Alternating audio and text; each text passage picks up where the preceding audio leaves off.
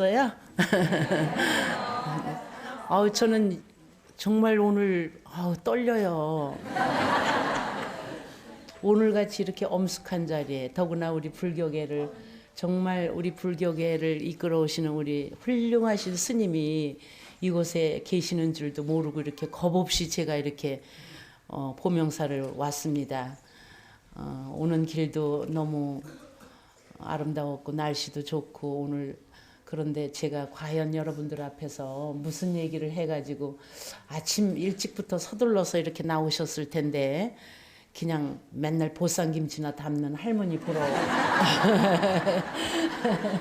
할머니 보러 오셨는지 얼마나 늙었는지 얼마나 젊었는지 얼마나 뚱뚱한지 한번 가보자 그리고 오셨는지 하여튼 이런 대접을 받고 이런 정말 훌륭하신 여러분들 앞에 제가 이렇게 앉아서 더군다나 앉아서 이렇게 말씀을 올린다는 것이 참 송구스럽기 그지없습니다. 저는 올해로 방송 생활은 45년 했고요. 그리고 결혼 생활은 40년 했고요.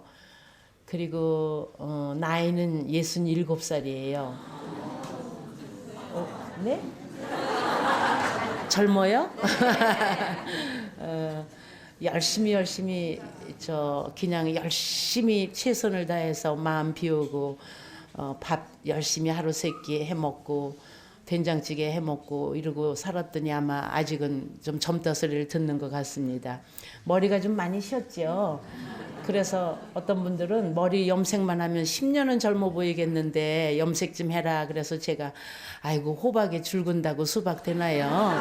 그냥 흰머리 난 만큼 염색하는 시간에 그냥 향기롭게 살도록 그렇게 멋지게 향기롭게 그렇게 늙어가겠습니다. 이제 제가 그렇게 말씀을 대답을 하곤 하는데 글쎄 저는 흰머리가 나면서부터 이뻐진다 소리를 참 많이 듣거든요. 젊었을 때는 아이고 부잣집 맏며느리감이라고 아이고 저런 며느리 좀 얻었으면 좋겠다고 저런 언젠가 한 번은 제가 이제 중학교 2학년 때였는데 시골에 저는 아까 우리 소개해 주시는 부장님께서 저를 논산 출생이라고 그러셨는데 논산군 강경읍 중앙동 50번지에서 태어난 강경 출신이에요. 그 강경하면 젓갈로도 유명하지만 옛날에는 그 강경은 우리나라의 3대 시장의 하나였습니다. 개성, 대구, 그리고 강경. 강경이 상업도시로도 아주 유명했고 금강줄기가 있어서 배도 많이 들어오고 생선도 많이 들어오고 그래서 그때부터도 아마 젓갈이 좀 많이 담고 그래서 발전을 한 것 같은데 제가 자라고 그럴 때는 젓갈은 별로 아니었어요. 그냥 3대 시장의 하나로 시장이 아주 전국에서 상인들이 많이 오는 그런 곳이었죠. 그리고 이제 거기에서 태어났는데 그래가지고 좀 부잣집에서 태어나가지고 저는 이름도 아버지가 부자라고 지어주셨지만 그때부터 지금까지 어디 얼굴에 바늘 한 방울 찔러본 적 없고 배우 된다고 눈쌍꺼풀 해본 적 없고 귀에다가 뭐 이렇게 주사 맞아본 적도 없고 그냥 있는 그대로 부모님이 낳아주신 그대로 그래도 이렇게 귀여움을 받고 사랑을 받고 45년 동안을 방송에서 한 번도 쉬지 않고 일을 하고 더군다나 이렇게 보명사 같은 곳에서 제가 여러분들 앞에서 선지식 53인의 5번째라고 저 그렇게 지금 말씀을 하셨는데 제가 과연 그렇게 영광스러운 자리에 앉을 수 있는 게 제가 뭐 미인이어서 그렇겠어요. 뭐 근사하게 잘생겨서 그렇겠어요. 그냥 있는 그대로를 가지고 열심히 살았습니다. 우리 어머니 저는 그 불교가 배내 그러니까 태교 배 안에서부터 저는 엄마가 저를 가지시기 전부터 저희 집은 불교 집안이었고 아버지가 형제가 삼형제 누님이 2분 계셨는데 2분만 불교시고 나머지는 기독교셨어요. 그래도 우리 아버지가 불교를 하셨고 우리 어머니가 불교를 하셨고 우리 어머니는 불교의 그 좀 부잣집 마누라라서 아마 그 절에 뭡니까 이렇게 돈도 좀 걷고 그러는 보살이 있죠. 화주보살이라 그러나요? 뭐 하여튼 어렸을 때 그래서 저는 어려서부터 불교였는데 연희계에서 뭐 강부자는 비교적 불자로서 소문이 나 있지요. 불자로서 소문이 났는데 과연 내가 부처님 얼굴에 침 뱉지 않는 그런 불자가 되는지, 과연 나는 사람들 앞에서 내가 올해도 아까 스님이 소개해 주셨지만 불자 대상을 받는 그런 사람이 되었는데, 이 불자 대상이라는 게 강부자한테 상이 주어졌을 때 정말 이 사람이 받을 만한 자격이 있는지 없는지, 이 상이 행여라도 잘못돼 가지고 무슨 뒤에서 어떤 사람 10사람 중에 한 사람이라도 무슨 그런 애가 그런 상을 타? 그 상도 웃기는 상이구만. 이런 소리를 듣지 않게 제가 과연 행동거지를 잘하고 있는지, 정말 열심히 살고 있는지 늘 저는 이렇게 하루에 한 번씩, 우리 집에는 거울하고 시계가 제일 많습니다. 거울도 크고 작은 거 있고 벽에 걸어놓은 것도 있고 안전뱅이 거울도 있고 손거울도 있고 거울이 참 많고 시계가 많습니다. 왜냐? 저는 거울을 보면서 늘 내가 과연 요즘 잘 살고 있는가, 남 앞에 거만을 떨지는 않았나, 남한테 못된 짓을 하지는 않았나, 겸손한가, 열심히 거울을 보면서 생각합니다. 그리고 시계는 정말 시간은 금이거든요. 특히 방송하는 사람들이 시간을 어긴다는 건 그건 말도 안 되고, 그래서 시간 잘 지켜야 되고 남한테 겸손해야 되고, 그래서 늘 저희 집에는 거울과 시계가 좀 숫자가 많습니다. 그만큼 제 생활을 열심히 하고 있어요. 저는 항상 이 손에 단주를 하고 다니는데, 옛날에는 부처님도 열심히 여기다 목에 하고 다녔어요. 그래서 한동안 제가 지금으로부터 20년 전에는 텔레비전 화면에 하루도 강부자가 안 나오는 날이 없을 정도로 작품을 많이 했습니다. 그때 작품을 쓰신 분이 기독교인이에요. 근데 너무너무 아주 정말 대단한 기독교인인데, 그분이 저만 만나면 항상 작품에는 강부자를 써야 되겠는데 요 부처님 목걸이 하고 다니는 것 때문에 만나기만 하면 그것 좀 띄시면 좋은데, 그것 좀 띄시면 좋은데 이래요. 그래서 제가 저 이거 달고 다니는 것 때문에 작품에 쓰지 못하겠으면 작품에 쓰지 마세요. 나는 그 작품은 못해도 부처님을 못 띱니다. 내가 이제 그렇게 이제 얘기를 하고, 어느 날인가는 이제 크리스마스가 돼서 그날도 연습을 하러 다 모였는데 내가 메리 크리스마스 그랬더니 그 작가 선생님께서 어머 메리 크리스마스라고 그러시네. 메리 크리스마스라고 그러시네. 왜요? 그랬더니 불교시잖아요. 불교신데 메리. 그게 틀렸어요. 왜 남의 종교를 귀에 여길 줄 모르냐. 예수님 오신 거 축하하는 거 당연한 거지. 당신네는 왜 우리 부처님 오신 거 축하를 안 하냐. 이제 이렇게도 얘기를 하고 그럽니다.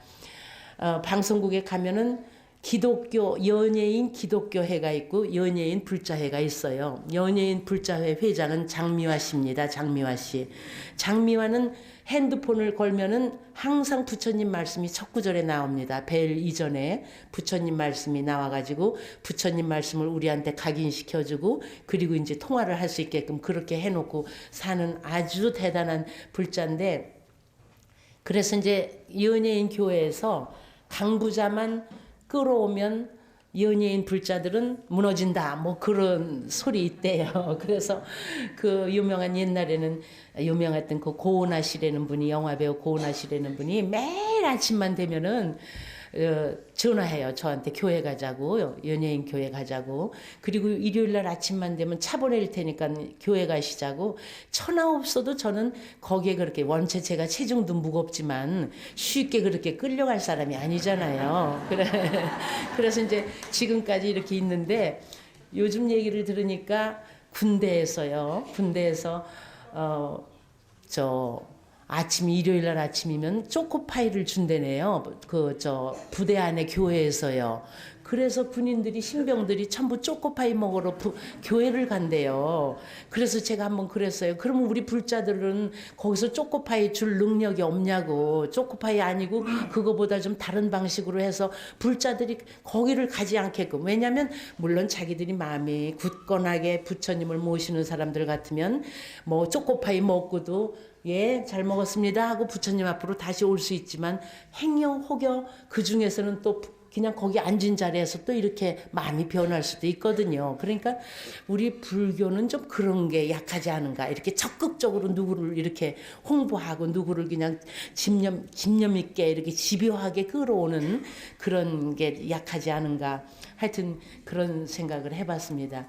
저는 하여튼 우리 아이들 저는 결혼 40년에 지금 아이를 둘 길렀어요. 아들 하나, 딸 하나. 아들은 40살이고 딸은 왜 제가 이런 말씀을 드리냐면 화면에 나오면 저에 대해서 궁금하신 얘기가 너무 많지요. 뭐가 궁금하고 저희는 애를 몇이나 낳았을까?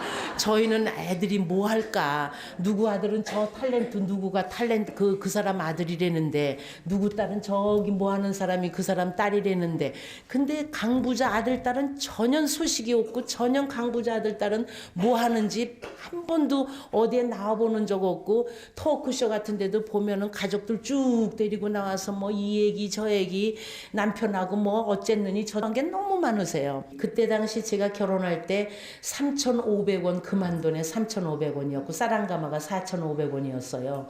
그랬는데 27살에 결혼을 하고 그 남자 30살에 저보다 3살 위니까 결혼을 해서 28살에 애를 낳는데 그때 이제 원체 일을 많이 하니까 젖 부르면 맨날 운다고 제가 눈물이 좀 많은 편인 거 아시죠 여러분?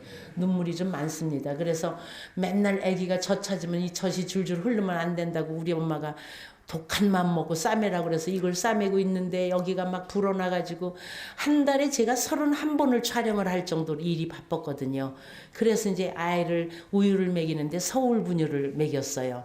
서울 분유를 먹이는데 230원 하더라고요 그때. 그리고 남양 분유는 470원인가 그랬어요. 그때 당시 부잣집에서는 뭘 먹였냐면 몰이나가래는 일제 분유를 먹였어요. 근데 저는 그냥 230원짜리 그걸 먹이면서 어떻게 하면 이 우리 애기한테 마늘도 먹이고 고추도 먹이고 엄마가 먹는 음식을 좀 다 먹일 수 있을까 막 이런 연구를 해가지고 정말 50cc를 4시간마다 한 번씩을 먹이는데 어쩌면 아이가 식성이 좋은지 50cc를 4시간마다 먹이려고 그러면 막 너무 허기가 지나 봐요. 막 이렇게 하고 막 못 참아. 그래서 얘를 좀 어떻게 하면 느긋하게 할까. 그래 연구가 그냥 그거였어요. 그래서 쌀, 시금치, 당근, 고기 가른 거, 감자 뭐 이렇게 해가지고 요만한 솥에다 이걸 푹 과가지고 마어병에다 넣어놓고 거기다가 우유를 타서 먹이니까 뭐 턱도 느긋하게 늘어지고 4시간이 돼도 첫째 척도 안 하고 100일 안에 이가 위에 둘 아래 둘 4개가 나고요. 얼마나 건강하게 잘 컸는지 그렇게 키우는 아이가 이제 6살 먹어서 중간에 하나가 자연유산되고 그 다음에 하나 낳은 게 딸이고 그래 지금 40살짜리 34살짜리 둘을 길러서 전부 미국에서 삽니다. 지금은 미국에 살아도 항상 우리 아들네 집에는 오존불 저 액자가 이렇게 응접실에 걸려 있고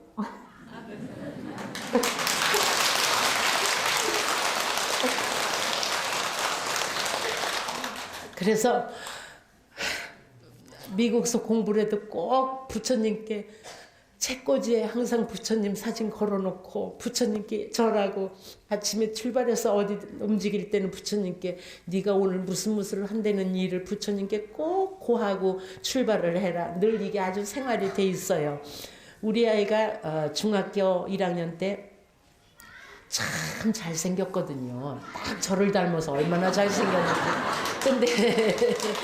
근데 중학교 1학년 때 다리 단체 기압을 받다가 다리에 이 힙조인트 여기 고관절 엉덩이하고 이 허벅지하고 이렇게 움직이는 여기에 단체 기압을 받다가 뭐가 균이 어떻게 잘못 들어가서 이 허벅지에 병이 생겨가지고요 6개월을 정형외과 입원을 하고 있었어요.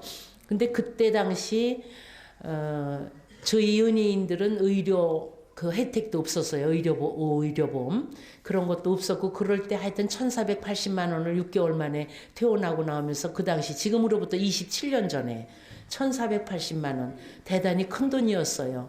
변두리에 집도 하나 살만했어요. 그때는. 그렇게 저거 했을 때 6개월을 입원을 하고 그리고 나와서 학교 전체 수석하고 여의도 중학교에서 1등 항상 하고 그랬거든요. 그랬는데 저는 그때 정말 부처님한테 매달리는 수밖에 없었어요.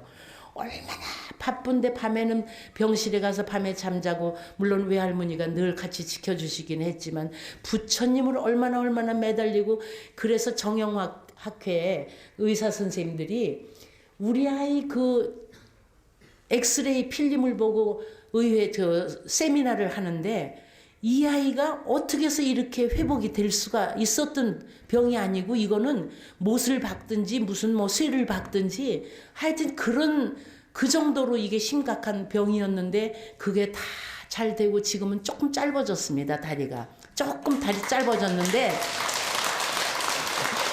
하여튼 저는 그때 전국을 이제 그때 황인용 강부자라는 그 라디오 제가 할 때거든요. 그러니까 밤에는 병실에서 자고 아침에 일찍 나가서 황인용 강부자를 하고 토요일 날 11시에 딱 끝나면 저 다니는 우리 정릉의 대성사에 스님을 메시고 하여튼 전국을 기도하러 돌아다니는 거예요. 그래서 남해 보리암으로 홍련암으로 전등 뭐 저기 하여튼 전국을 막 안 돌아다닌 데가 없이 그렇게 다니면서 그랬는데 그 주치의가 그래요. 이거는 의술로서도 이렇게 나을 수가 없는 거고 이거는 어떤 분 부모님의 정성과 그 뒤에 어떤 분이 도와주시지 않으면 이렇게 회복이 될 수가 없는 그런 병이라 그래요.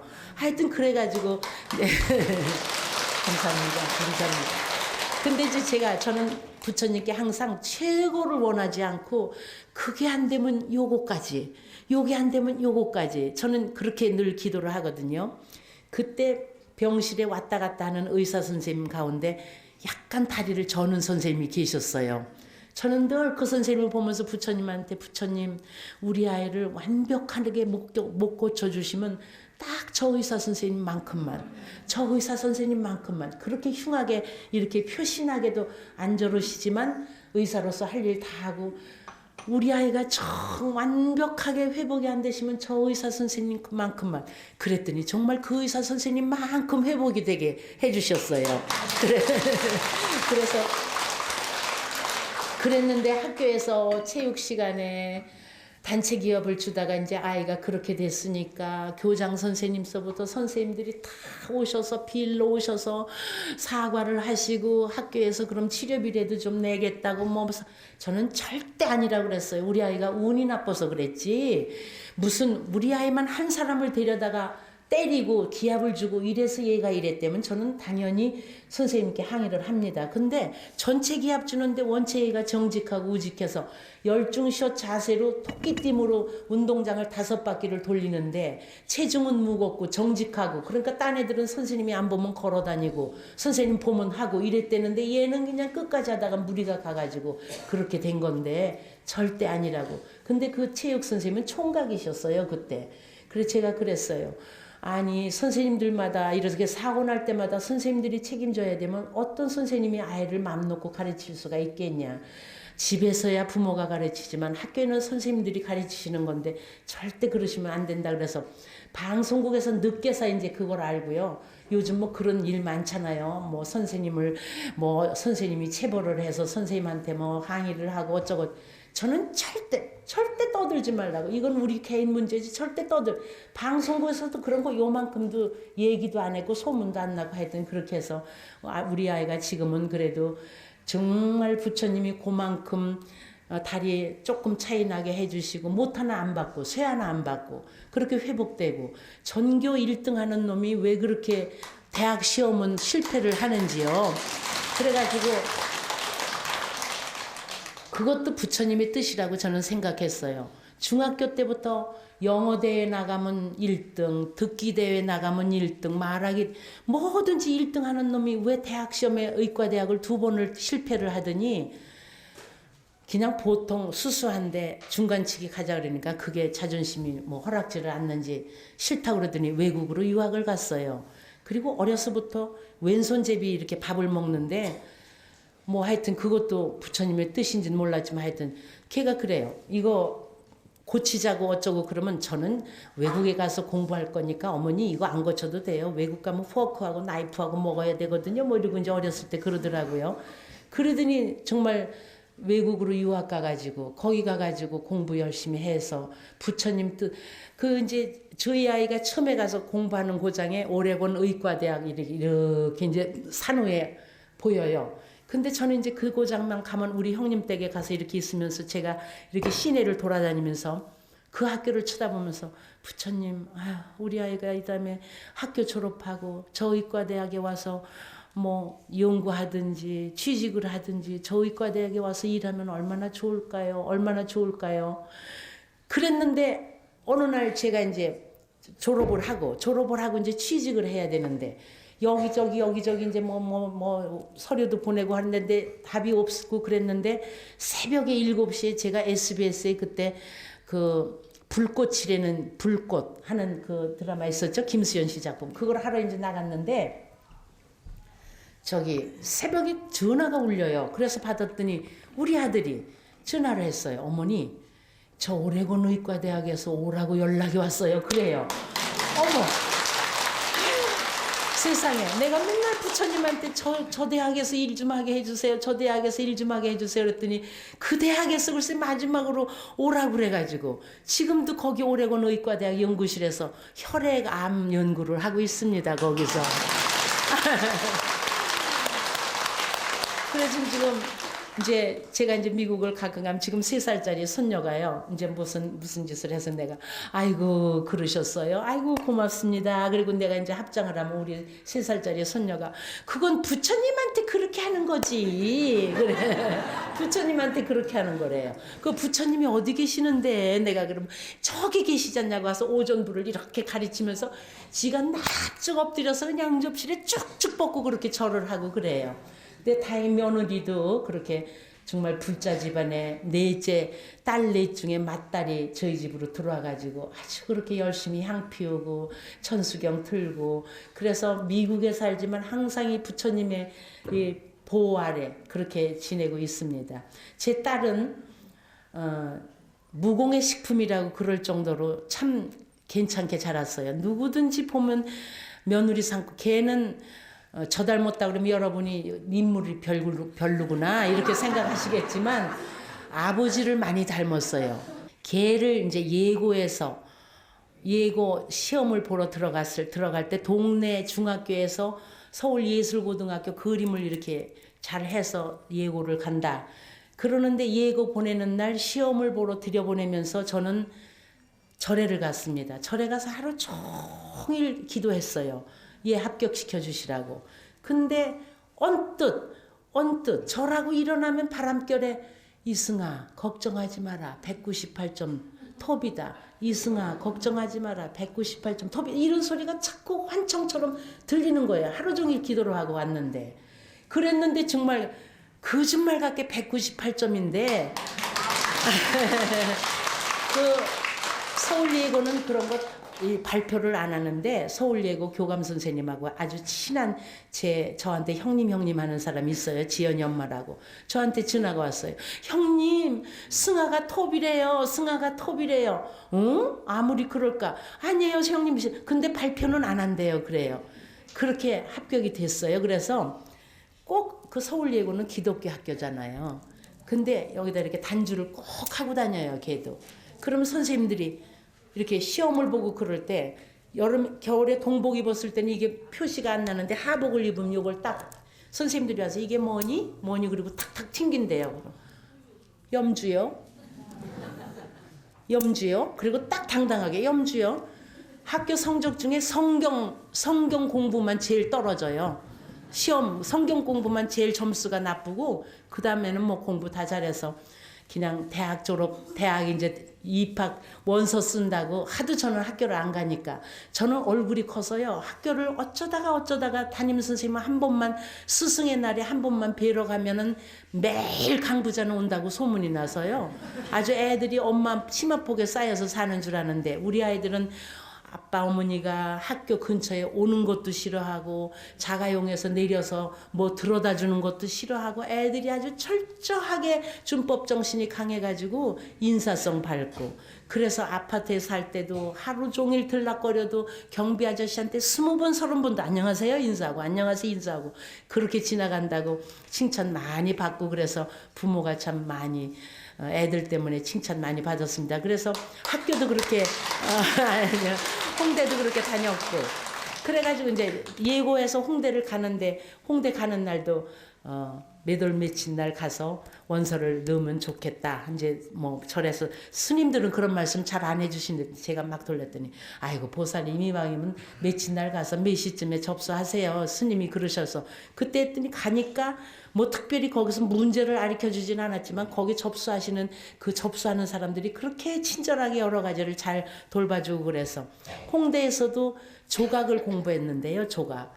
그 홍대에서도 4년 동안 장학생으로 공부했습니다. 그래서 아이들 둘이 참 부모 체면도 많이 살려주고 근데 우리 딸은 사위가 그 연대에서 석사까지 하고 토목공학을 전공했는데 삼성 SDS라는 데서 스카우트해서 거기서 3년 출근하다가 결혼해서 공부 더 하겠다고 MIT 그러니까 세계적인 공학 공대로서 유명한 MIT 보스턴에 있는 거기에 공부 더 하러 간다고 가가지고 거기서 이제 도시공학 해운항만 이 공부를 했어요. 그 우리 딸은 이제 거기서 조소 공부해서 대학원 가려고 그러다가 시집으로 팔리는 바람에 대학원은 못 가고 그래서 공부를 하고 미국 공무원이 됐어요. 우리 사위는. 그래서 시험을 뭐 캘리포니아 주청사의 시청에서 직원을 뽑는데 한 명 뽑는다는데 거기를 가는데 엄마 기대는 안 해요. 한 명 뽑는다는데 되겠어요. 그리고 이제 전화가 왔어요. 막 가서 부처님한테 얼마나 기도를 했는지 정말 기도 열심히 했어요. 그랬더니 딱 한 명 뽑는데 딱 한 명이 됐어요.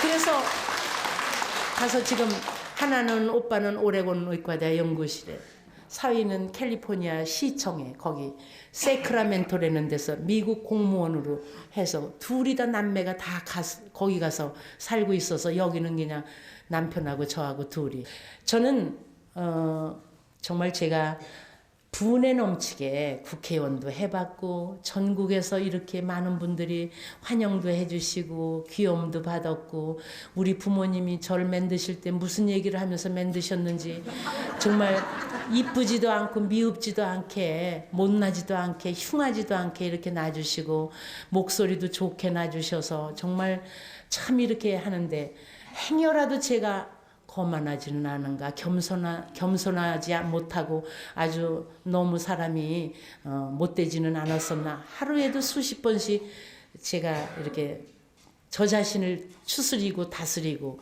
제가 국회의원 했을 때 의원 선서를 하는데 이렇게 선서를 합니다. 저는 국회의원으로서 뭐 이렇게 하는데 저는 그때 뭐라고 인사를 했냐면 저는 부처님의 말씀에 향 쌓은 종에서는 향내가 나고 비린 것 싼 종에서는 비린내가 난다는 말씀이 계셨죠. 그래서 저는 그 말씀을 인용해서 국회 선서를 했습니다. 모쪼록 저는 향내 나는 사람이 부처님 말씀대로 향 쌓은 종이가 되도록 노력하겠습니다. 이렇게 이제 그날 선서를 했더니 그 후에 제 사무실에 와 있었더니 국회 사무처에서 전화가 왔어요. 14대까지 국회에 있어도 그렇게 부처님 말씀을 그렇게 인용해서 선서하시고 인사 말씀 하신 분은 제가 처음이었다고 그 국회 기록에도 나와 있습니다. 그게. 그래서 그리고 저 있을 때 국회에 법당이 생겼습니다.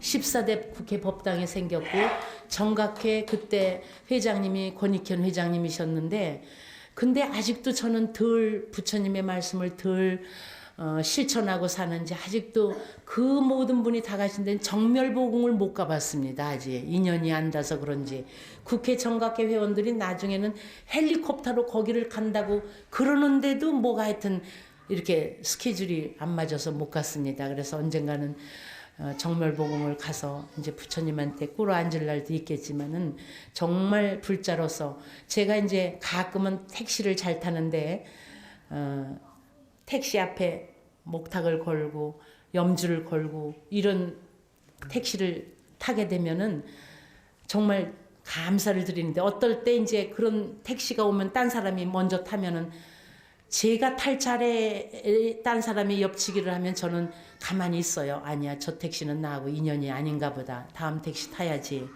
그리고 딴 사람이 이제 가는데 딴 분이 탈 차례에 저분이 먼저 타면 가서 내리세요. 이분 타실 차례예요. 내리세요. 저는 그런 건 못 봅니다. 남을 위해서는 저는 그런 일을 해줘도 제가 탈 차례 제가 불이익을 당하는 건 좀 참고 있는데, 그러다가 이제 정말 저는 빨리 가야 되는데 너무 택시가 안 와서 저는 늦는데, 이제 부처님 저 이제 정말 이제 와야 돼요, 택시가요. 아직까지도 안 오면 저는 이제 큰일 나요, 늦어서 큰일 나요. 그러면 저쪽에서 택시 하나가 오는데 목탁 달고 염주 달고 이런 택시가 다 옵니다. 그래서 저는 정말 부처님은 틀림없이 저를 지켜주고 계세요. 항상 지켜주고 계시고, 하루에도 스케줄이 막 몇 군데가 따버려져서 이게 그날 그렇게 되면 낭패를 보는데 어떡하나. 그럼 이제 요즘은 걱정도 안 해요. 아니야, 부처님이 다 알아서 조정해 주실 거야. 틀림없이 그럼 자연스럽게 저쪽에서 그게 연기가 됐다고 연락이 오든지, 이쪽에서 그거 오늘 안 하고 다음날 한다든지, 뭐 하여튼 그런 연락이 옵니다. 부처님이 이렇게 저를 항상 지켜주시고, 제가 이런 신문에서 이런 글을 한번 읽은 적이 있어요. 서울대학교의 환경대학원의 김형국 교수라는 분이 쓰신 글인데, 하루 백화점에 가서 순대를 등산 가셔서 순대를 잡수시려고, 순대를 사려고 이렇게 차례를 기다리고 섰는데, 앞에 쓰신 여자분이 뭐 간하고 뭐 이런 걸 사시더래요. 그러니까 이렇게 썰어 주시는 분이 크게 썰을까요? 작게 썰을까요? 그러니까 그분 하는 얘기가 아무렇게나 썰어요. 우리 개 먹일 거예요. 그러더래요. 그러니까 이 교수님은 자기는 이제 그거 가지고 등산 가서 먹으려고 등산 가서 먹으려고 기다리고 있는데, 그 사람은 아무렇게나 썰어요. 우리 개 먹일 거예요. 과연 설령 개를 먹여도 그렇게 떠벌리면서 남은 그걸 없어서도 못 먹는 사람이 있고, 잡수셔야 될 분도 있고, 그런데 개 먹인다 그렇게 떠들어야 되겠느냐. 그런 글과, 또 한 번은 백화점에 가서 엘리베이터를 탔는데 어떤 부인이 조그만 아이를 데리고 타셨더래요. 그러니까 그 아이가 엘리베이터 걸들이 왜 저 다음은 몇 층입니다 이렇게 하면서 손을 이렇게 내밀고 위험하다고 이렇게 하잖아요. 그러니까 그 아이가 그걸 흉내를 내니까 그 아이 손을 탁 때리면서 하지마! 너도 이다음에 이런 거나 하려고 그래? 이러더래요. 그러니까 그런 거 하고 있는 사람을 거기다 세워놓고 이런 거나 하려고 그래? 이렇게 혹시라도 나도 혹시 여러 사람 앞에서 그렇게 건방지거나 되바라지거나 정말 그런 얘기로 남의 마음을, 심정을 슬프게 한 일은 없는가. 하루에도 여러 번씩을. 저는 기독교에서는 꼭 11조를 바치지요. 그런데 우리 불자들은 글쎄요, 하시는 분도 계시겠지만 더러는 그냥 부처님한테 와서 불좀 넣는 거 아까워가지고 꼬깃꼬깃꼬깃한 거 이렇게 그것도 정말 정성껏 하시면 좋지요. 그러나 우리 불자들도 정말 감사헌금도 내고, 제 자랑은 아니지만 저는 국회의원 됐을 때 처음에 세비가 나왔는데 딱 50만 원 제일 먼저 신권으로 부처님 앞에 갖다 놓고, 부처님 저 이거 국회의원 돼갖고 처음 세비 나온 거예요, 부처님. 맨 먼저. 방송국에서도 예를 들어서 지금 이제 행복한 여자, 제가 맨날 보쌈김치 담아서 먹고 사는데, 그거 새로 작품한다고 이제 들어가면 작품을 몇 개 가지고 절에를 갑니다. 가서 부처님 앞에 놓고 절하면서, 부처님 저 이번에 무슨 작품 들어가거든요. 홈런 치게 해주세요. 홈런 안 되면 안타라도 치게 해주세요. 그러니까 인기 있는 작품이 되게 해달라는 말씀이죠. 안타라도 치게 해주세요. 그리고 이제 그 돈이 맨 먼저 나오면, 맨 먼저 절에 갈 시간이 우선 없으면 우선 부처님한테 갈 거부터 띄어서 딱 놓고, 은행에 가서 신권 좀 주세요. 그럼 그 이들도 이제 알아요. 절에 가시려고요. 부처님 몫으로 먼저 띄워놓고, 그리고 이제 나머지 쓰거든요. 그러니까 부처님한테 이렇게 뭔가 최선을 다해서 정성을 다해서 바치는 모습. 운동선수들이 요즘은 가끔 뭐 박지성이가 대단한 불자예요. 재작년에 박지성이가 불자상을 탔습니다. 그때 제가 그 자리에서 발언문을 읽었기 때문에 옆에 박지성이 할아버지 할머니가 타러 오셨어요. 아버지 어머니는 독일에 가 계신다고 못 타러 오고, 그래서 옆에 앉아 있었는데, 왜 박주영이는 볼을 넣으면은 딱 기도를 하는데 박주영이는 왜 합장을 안 하는 사람들, 우리 상 탈 때 연예인들도 연말에 이 영광을 하나님께 돌리고 뭐 어쩌고 다 하나님 얘기를 아주 귀가 따갑도록 하는데 우리 불자들은 한 사람도 이 영광을 부처님께 돌린다는 사람이 없어요. 저한테도 흠이 있지만 너무 소극적이고 너무 적극적이지 못하고 너무 기독교인들은 만나면 방송국에서 할렐루야 할렐루야 이래요. 근데 이렇게 보면 죄 어지간히 많이 진 사람들이에요. 그 사람들. 아니 되게 못된 짓도 많이 하고 남한테 거짓말도 많이 하고 돈 꾼 것도 안 갖고 이러는 사람 중에 할렐루야 할렐루야 하는 사람이 있어요. 근데 우리 불자들은 아무 소리 없이 조용히 앉아서 언니 그때 절에 갔다 오셨어요? 뭐 어쩌고저쩌고 얘기하고 갔다 조용히 앉아서 불교 부처님 얘기하고 절 얘기하고 이래요. 그러니까 누가 불자인지 아닌지도 잘 모르는 경우도 있거든요. 그러나 하여튼 누가 뭐래도 나는 부처님의 자식이요 나는 부처님을 섬기는 사람으로서 정말 불자답게 행여라도 내가 제가 이걸 열심히 하고 다니는 이유는 불자리에는 표시를 하는 것도 있지만 이걸 볼 때마다 깜짝깜짝 나는 부처님을 모시는 사람이야. 이걸 함부로 난 함부로 어디 가서 함부로 행동하면 안 돼. 함부로 하면 안 돼. 이런 것을 경각심을 갖기 위해서 제가 이렇게 열심히 이렇게 하고 다닙니다. 하여튼 뭐 제 얘기를 다 하자면 좀 오래 걸리는데 그냥 오늘은 이 정도로 하고요. 저는 우리 부모님이 시어머니, 친정어머니를 막론하고 우리 아이들을 막론하고 저 방송국에 녹화하는 걸 와서 구경하신 적이 없어요. 저희 부모님들이 딸이 다니는 방송, 뭐 어머니 친구들이 아이고 좋겠어요. 따님이 그렇게 방송국에서 유명하니까 실컷 구경하고 뭐 한 번도 그런 데를 나를 안 데려가요. 안 데려가요. 한 번도 우리 어머니가 나를 하는 걸 이렇게 와서 보시거나 그러면 너무 창피하고 우리 어머니도 여운계, 삼이자, 전원주 이런 사람들이 나오는 건 다 보고 재밌다 그러는데 강부자만 나왔다면 얼른 일어나서 절로 가서 안 보세요. 마음이 우물가에 애를 놓은 기분인가 봐요. 또 어머니 앞에서 제가 흰칠을 하고 허리구부정하고 노역을 하고 왔다 갔다 한다는 것도 죄송하고 저는 22살에 시작을 했지만 첫 시작이 노역을 했기 때문에 거의 노역 전문이었죠. 근데 요즘에 와서 조금 제 나이가 되돌려지고 조금 사람들한테 왜 아직도 안 늙고 그대로 계세요? 40년 전이나 왜 이렇게 똑같으세요? 그러면 아니 그럼 제가 40년 전에 이미 이렇게 늙어 있었다고요? 그때 이미 그 당시에 돌아가신 연극 배우 김동원 선생님 엄마를 제가 했고 아시죠? 김동원 선생님. 유명한 영화배우 도금봉 선생님, 이민자 선생님 할머니를 제가 했고 시어머니를 제가 했거든요. 22살 어린 나이에 이렇게 할머니를 했으니까 그때부터 저는 노역을 했는데도 이렇게 노역을 잘했는지 계속 노역으로만 팔렸지요.